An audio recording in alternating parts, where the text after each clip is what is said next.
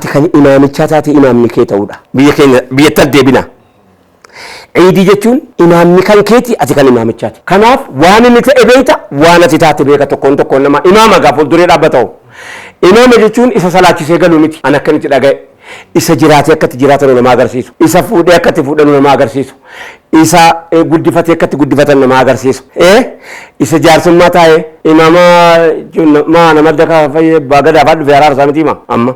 Maan nageenya isa kana. Quraana baate. Bareedduu jechuun hin jedhu. Amma imaama jechuun yeroof islaama miti imaama islaamaati miti akkatti fuudhan nama agarsiisa. Akkatti haasa'atan nama agarsiisa. Haasa'atee fuudhee fuusisee kennee kennate. Imaama jechuun kennateeti akkatti kennatan nama agarsiisa. Siigalee wanti jedhee ka'e. Imaama jechuun qotateeti akkatti qotatan nama agarsiisa. Imaama jechuun nagadee daldaleeti akkatti daldalan nama agarsiisa. Imaama jechuun horsiiseeti akkatti horsiisan nama agarsiisa. Imaama jechuun amaanaa loon illee akkamitti akka tikfamuu qabu namni sarara laala.